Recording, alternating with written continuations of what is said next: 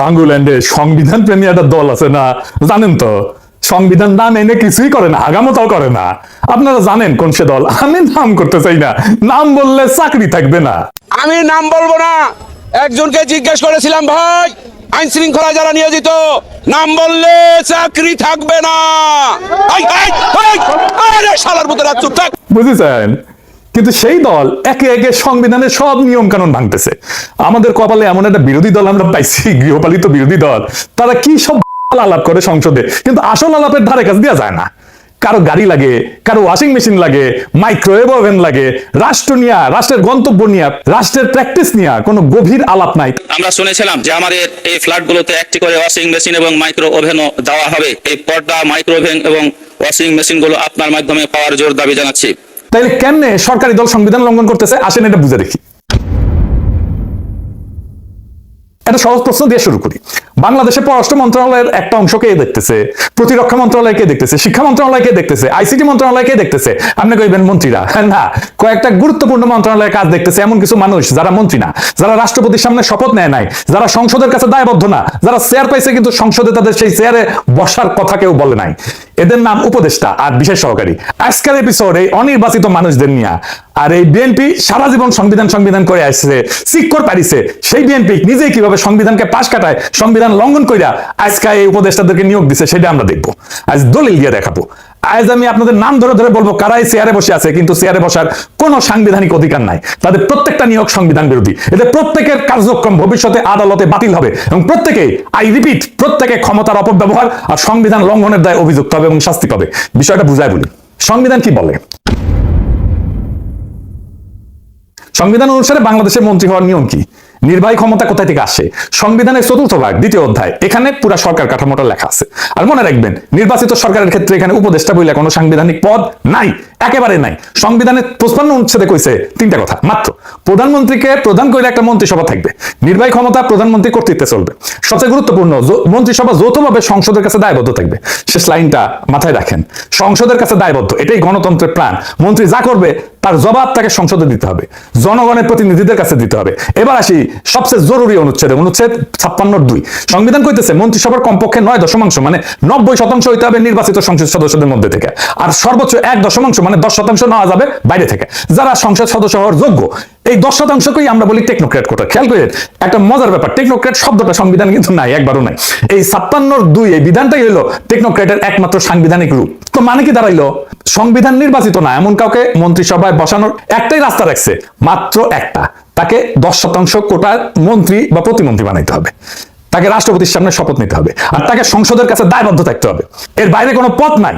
বাংলার Luther king এই সব কিছুকে অস্বীকার কইরা, লঙ্ঘন কইরা, অসাংবিধানিক ভাবে 4 ধরনের মানুষরে সে মন্ত্রী মর্যাদা দিছে। আসেন সেটা বুঝে দেখি।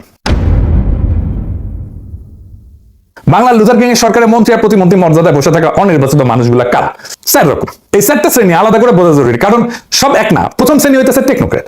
এরা শপথ নিছে, সংবিধানের 10% কোটার মধ্যে আছে, এরা বৈধ, এদের নিয়ে আমার কোনো অভিযোগ নাই।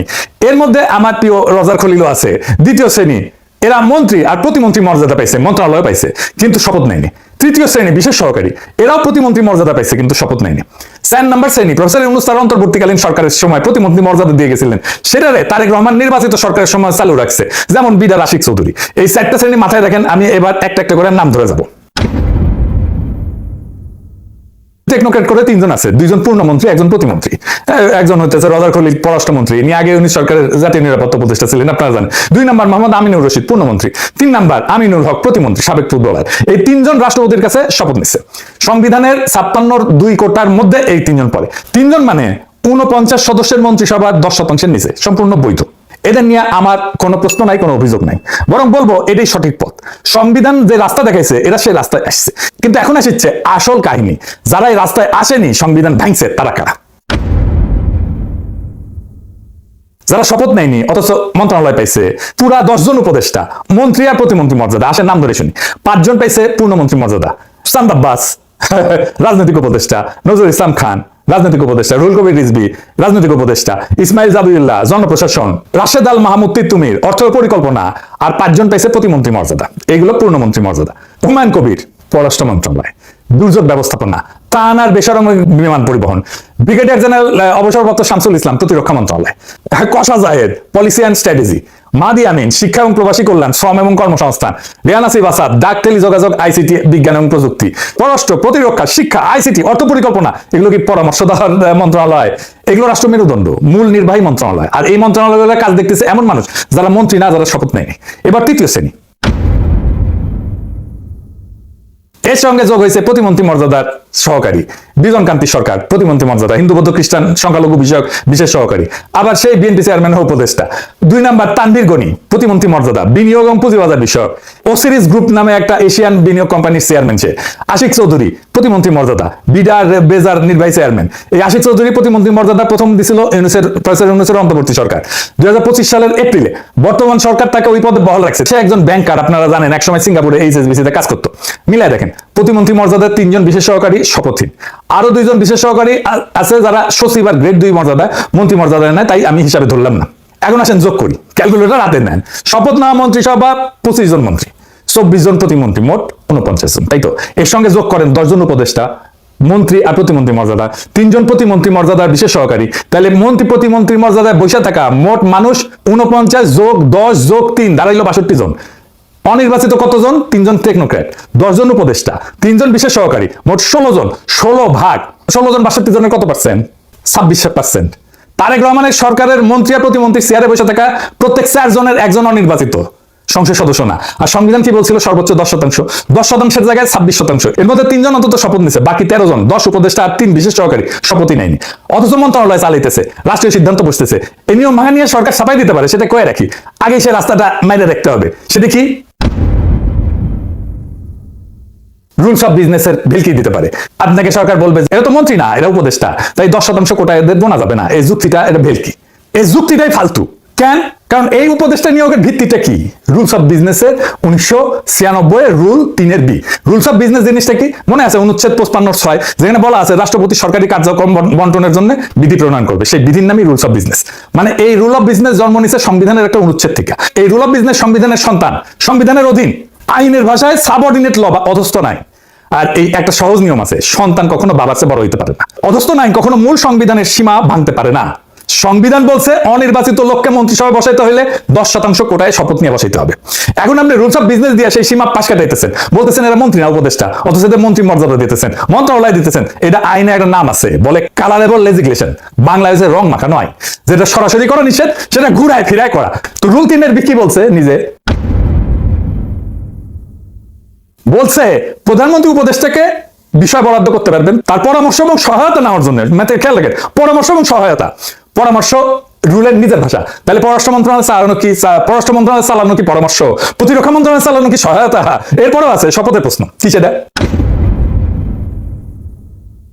সংবিধানের অনুচ্ছেদের 148 বলছে 3য় তফসিলে যাদের কথা আছে তাদের পদে বসার আগে শপথ নেবেন। 3য় তফসিলে স্পষ্ট লেখা আছে মন্ত্রী, প্রতিমন্ত্রী, উপমন্ত্রীকে শপথ নিতে হবে।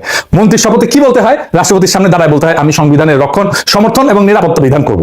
মানে আমি সংবিধান রক্ষা করবো, এই অঙ্গীকার করে কেবল রাষ্ট্রের চেয়ারে বসা যায়, তার বাইরে যায় না। এখন প্রশ্ন, এই 13 জনকে শপথ নিছে। 17 ফেব্রুয়ারি সুপ্রিম শপথ পড়াইছে প্রধানমন্ত্রীকে, 25 জন মন্ত্রীকে, 24 জন প্রতিমন্ত্রীকে, ব্যাস। এই উপদেষ্টা বিশেষ সহকারীরা সেই তালিকায় ছিল না। এদের কেউ রাষ্ট্রপতির সামনে দাঁড়ায় সংবিধান রক্ষার শপথ নেয়নি। তাহলে কি দাঁড়াইলো? যিনি সংবিধান রক্ষার শপথ নেয়নি তিনি সংবিধানের নামে রাষ্ট্রের মন্ত্রণালয় চালাইতেছেন। যিনি শপথ নেননি তিনি রাষ্ট্রের গোপন তথ্য, নিরাপত্তা সংক্রান্ত দলিল, কূটনৈতিক গোপনীয়তা সবকিছু নাগাল পাইতেছে। কোন অধিকারে? মিলিটারি অফিসার শপথ নেন, মন্ত্রী শপথ নেন, কারণ শপথটাই বিশ্বাসের বন্ধন। শপথহীন একজন মানুষের হাতে রাষ্ট্রের গোপন তথ্য, এটা শুধু আইন ভাঙা না, এটা নিরাপত্তায় ফাটল, এটা সংবিধান বিরোধী কাজ, এটা রাষ্ট্র বিরোধী কাজ। আরো একটা গুরুতর সমস্যা আছে, কি সেটা? কল্পনা করেন একজন উপদেষ্টা একটা ভয়ঙ্কর ভুল সিদ্ধান্ত নেন। মানুষের তো ভুল হইতেই পারে, তাই না? ম্যানেজ মডেল, মানুষ মাত্রই ভুল। তারপরে ধরেন ভুল করলো, দেশের ক্ষতি হইলো, তাকে এখন তার কাছে কে জবাব চাইবে? মন্ত্রী হলে সংসদের দ্বারা জবাব দিতে হইতো, বিরোধী দল প্রশ্ন তুলতো। এটাই অনুচ্ছেদের 55(3) সংসদের কাছে দায়বদ্ধতা। কিন্তু উপদেষ্টা তো মন্ত্রিসভার সদস্যই না, শপথ নেয়নি। তাহলে সংসদ থেকে কিসের ভিত্তিতে দেখবে, কিসের ভিত্তিতে জবাবদিহি করাবে? রাষ্ট্রের প্রশাসনের শৃঙ্খলটা কি? সচিব দায়বদ্ধ মন্ত্রীর কাছে, মন্ত্রী দায়বদ্ধ সংসদের কাছে, সংসদ দায়বদ্ধ জনগণের কাছে, উপদেষ্টা এই পুরা শৃঙ্খলের বাইরে। ক্ষমতা ভোগ করতেছে মন্ত্রী, দায় নিতেছেন না, কিচ্ছু না। কি মজা, মজাই মজা। বাচ্চা পয়দা করবা, বাপ মায়ের দায়িত্ব নিবা না, ক্ষমতা আছে, জবাবদিহিতা নাই। সরকারকে একটা ফাইনাল প্রশ্ন করা উচিত ছিল সংসদে। এই উপদেষ্টার আসলে কি? দুইটার একটা উত্তর দিবেন। যদি বলেন এরা নিছক পরামর্শ দেয়, তাইলে পররাষ্ট্র প্রতিরক্ষা শিক্ষা মন্ত্রণালয় পূর্ণ দপ্তর এদের হাতে কেন? পরামর্শদাতাকে তো মন্ত্রণালয় বন্টন করা যায় না। পরামর্শদাতাকে কেন মন্ত্রণালয় বন্টন করে গেজেট করতে হইলো? আর যদি বলেন এরা কার্যত মন্ত্রী, তাইলে 56-2-এর 10% কোটা কোথায়? শপথটা কোথায়? দেখেন, দুইটা উত্তরে কোনোটাই সরকার দিতে পারবে না। বেরোনোর কোনো দরজা নাই। কিন্তু নাসিরউদ্দিন হজ্জার 2 কেজি মাংস কিনে আনিছিল বাসাত। বউরে বলছে পাকাও মাংস, পাকাও ভালো করিয়া, মজা করিয়া যেন খেতে পারে। বউ পাকায় চাইতে গেছে একটু, এতই ভালো হয়েছে রান্না যে চাকতে চাকতে পুরা রেখে ফেলছে।